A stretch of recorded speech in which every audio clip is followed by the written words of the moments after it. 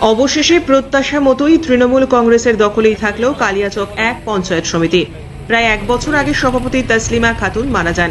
তারপর থেকে কংগ্রেসের একাংশ তৃণমূল কংগ্রেসকে ভাঙিয়ে কালিয়াচক 1 পঞ্চায়েত সমিতি দখলের চেষ্টা করে বলে অভিযোগ। কয়েক মাস আগে 41 জন পঞ্চায়েত সমিতির সদস্য 2 দলে বিভক্ত হয়ে শিবিরে চলে যায়। শুক্রবার ভোটাভুটিতে নতুন তৃণমূল কংগ্রেসের শামিমা পারভিন 23টি ভোট পেয়ে সভাপতি নির্বাচিত হন। অন্যদিকে বিউটি খান 18টি ভোট পেয়ে পরাজিত হয়েছেন। মালদা জেলার কালিয়াচক 1 পঞ্চায়েত সমিতির সভাপতি গঠনকে কেন্দ্র করে শুক্রবার সকাল থেকেই ছিল কঠোর পুলিশি নিরাপত্তার ব্যবস্থা। শারীরিক অসুস্থতাজনিত কারণে 2024 সালের 5ই জুন কালিয়াচক 1 নম্বর পঞ্চায়েত সমিতির সভাপতি তসলিমা খাতুনের মৃত্যু হয়। দীর্ঘ 1 বছর পর আজ পঞ্চায়েত সমিতির সভাপতি গঠন করা হয়েছে। কালিয়াচক এই পঞ্চায়েত সমিতিতে মোট আসন রয়েছে 42টি। একজনের মৃত্যুতে 41টি আসন হয়ে পড়ে। বর্তমান তৃণমূল কংগ্রেসের 24টি আসন, কংগ্রেসের 16টি এবং মিম পার্টির 1টি আসন, মোট 41টি আসন রয়েছে। এদিন 41 জন পঞ্চায়েত সমিতির সদস্য উপস্থিত ছিলেন সভাপতি নির্বাচনে। প্রশাসনের পক্ষ থেকে উপস্থিত ছিলেন অতিরিক্ত পুলিশ সুপার সম্ভব জৈন, কালিয়াচক এসডিপিও ফয়সাল রেজা, কালিয়াচক থানার আইসি সুমন রায়চৌধুরী সহ প্রচুর পুলিশ বাহিনী। কঠোর নিরাপত্তার মধ্য দিয়ে সভাপতি নির্বাচিত হন শামিমা পারভিন। সহকারী সভাপতি নির্বাচিত হন আলিউর শেখ।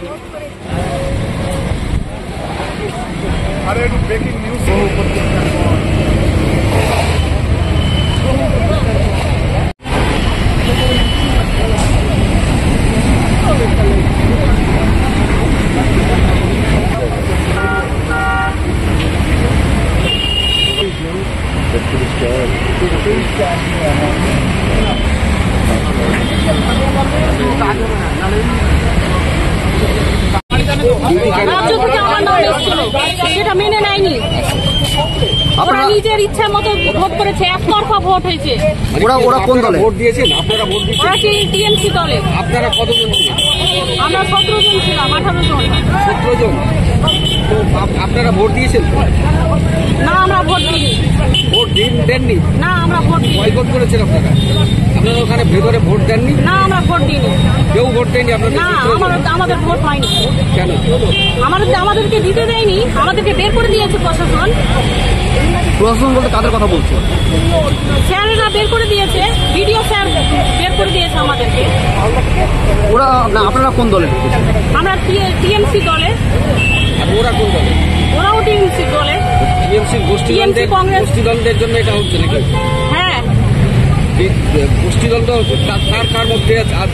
আজকে আমাদের পঞ্চায়েত সমিতি সভাপতি গঠন হলো আর কি, কার্যকরী সমাপ্তি হলো।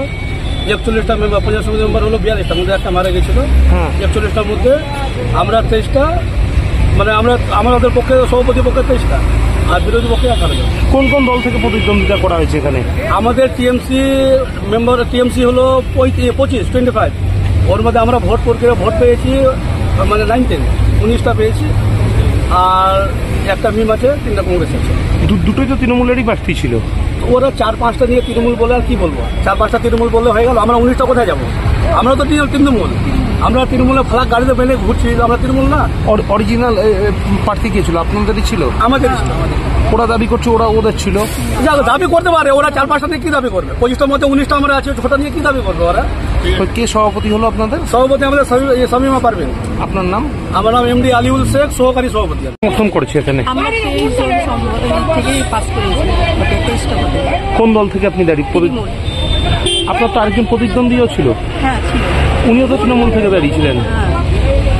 অফিসিয়াল প্রার্থী কে ছিল তৃণমূলের? আপনি ছিলেন না উনি ছিলেন? দুজনই ছিল।